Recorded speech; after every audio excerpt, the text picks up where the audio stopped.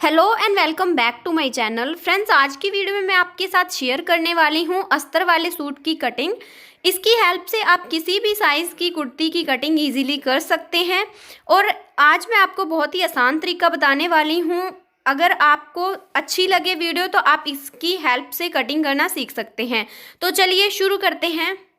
इसमें मैंने lining 1.5 metre use की है। आप अपने अकॉर्डिंग अगर आपको स्लीव में भी लाइनिंग अटैच करनी है तो आप 2 मीटर ले सकते हैं। तो इस सूट के लिए मैंने 1.5 मीटर लाइनिंग का यूज़ किया है। तो चलिए शुरू करते हैं। तो सबसे पहले मैं आपको दिखा दूं कि इस तरह का कढ़ाई वाला सूट है जिसके लिए हम लाइनिंग की कटिंग करेंगे। तो सबसे पहले आपने क्या करना है, सबसे पहले हमें फ्रंट का पार्ट निकालना है। जो इस तरह के कढ़ाई वाले सूट होते हैं उसमें हम फ्रंट का पार्ट निकालते हैं। तो इस तरह से मैंने सबसे पहले कपड़े को सेट करके लंबाई ली है। मेरी लंबाई 45 इंच है, उसमें मैंने 1 इंच एक्स्ट्रा लिया है मार्जिन के लिए। तो इसमें 46 इंच पे मैंने मार्किंग की है। अब इस लाइन को स्ट्रेट कर लेंगे। अब हम शोल्डर की मार्किंग करेंगे। तो शोल्डर है मेरा 13 इंच का, उसका हाफ करेंगे तो 6.5 इंच पे मैंने मार्किंग की है। अब हम आर्म होल का मार्क करेंगे तो 6.5 इंच पे ही मैंने आर्म होल पर मार्किंग की है। जो हमारी आर्म होल वाली लाइन होती है और जो चेस्ट लाइन होती है वो एक ही लाइन होती है।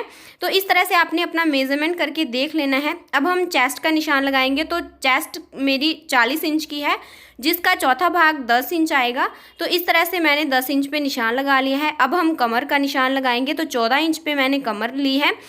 अब इस लाइन को स्ट्रेट कर लेंगे। कमर है मेरी 16 इंच की, तो उसका दूसरा भाग होगा 8 इंच। तो इस तरह मैंने 8 इंच पे निशान लगा लिया है। अब 22.5 इंच पे मैंने हिप ली है। हिप है मेरी 40 इंच की जिसका चौथा भाग लिया है तो वो 10 इंच आएगा। तो इस तरह मैंने 10 इंच पे मार्किंग की है। अब हम इन सभी पॉइंट्स को जोड़ देंगे। आप फ्री हैंड से भी कर सकते हैं या फिर किसी स्केल की हेल्प से भी इसको जॉइन कर सकते हो। तो इस तरह से मैंने निशान लगा ली हैं। अभी हम देखिए इस तरह से कितनी प्रॉपर शेप आई है। तो अभी हम मार्जिन के लिए 2 इंच लेंगे। आप चाहे तो 1.5 इंच भी ले सकते हैं। तो यहाँ पे मैंने 1.5 इंच ले लिया है। कमर के लिए भी मैंने 1.5 इंच का मार्जिन लिया है और हिप के लिए मैंने 2 इंच का मार्जिन लिया है। कई बार फिटिंग सही से नहीं आ पाती है, इसलिए आप थोड़ा एक्स्ट्रा ही ले लें। जिस तरह मैंने फिटिंग वाली लाइन को जोड़ा था इसी तरह हम मार्जिन वाली लाइंस को भी स्ट्रेट कर लेंगे। तो इस तरह हमारे पास एक प्रॉपर शेप आई है। अगर आप इस तरह से कटिंग करते हैं तो आपको परफेक्ट शेप में मिलता है। अभी हम आर्म होल की मार्किंग करेंगे जिसके लिए सबसे पहले हम इस तरह से सेंटर लेंगे आर्म होल का। अभी बैक के पार्ट के लिए हमें 1.5 इंच पे निशान लगाना है और जो हमारा फ्रंट का पार्ट होता है उसके लिए हमें 1 इंच पे मार्किंग करनी रहती है। तो इससे क्या होता है, हमारे आर्म होल में परफेक्ट शेप आती है। तो इस तरह से फ्रंट पार्ट के लिए मैंने 1 इंच पे रखा है और बैक पार्ट के लिए मैंने 1.5 इंच पे रखा है। अभी हम घेरे के लिए मार्किंग करेंगे। तो जितनी हमने हिप ली थी हमारा फ्लेयर उतना ही रहता है। तो इस तरह से हमने हिप के अकॉर्डिंग ही फ्लेयर का निशान भी लगा लेना है। तो देखिए इस तरह हमारे फ्रंट पार्ट की मार्किंग हो चुकी है। अब हम कटिंग करेंगे। तो सबसे पहले हमने शोल्डर की ओर से स्टार्ट किया है। अब हम जो बैक पार्ट पे हमने आर्म होल के लिए शेप दी थी उसकी कटिंग करेंगे। अब हमें मार्जिन वाली लाइन पे कटिंग करना है और इस तरह से हम इसकी कटिंग करेंगे। तो देखिए अभी हमने फ्रंट पार्ट की कटिंग कंप्लीट कर ली है। अब हम बैक पार्ट की कटिंग करेंगे। तो बैक पार्ट की कटिंग के लिए जो हमारा ऑल ओवर सूट में से कपड़ा था उस पर हमने इसी तरह इसको ट्रेस कर देना है जैसे हमने फ्रंट पार्ट की मार्किंग की। फ्रंट आर्म होल की कटिंग करेंगे। अभी मैं इनर की कटिंग करूंगी। तो इसमें सबसे पहले मैंने इनर को डबल फोल्ड किया है। डबल फोल्ड करने के बाद इसको हमें 4 फोल्ड करना है क्योंकि इसमें फ्रंट और बैक दोनों पार्ट्स की कटिंग होगी। इस तरह मैंने डबल फोल्ड किया, उसके बाद मैंने 4 फोल्ड किया है। इससे हमारे फ्रंट और बैक दोनों की कटिंग होगी।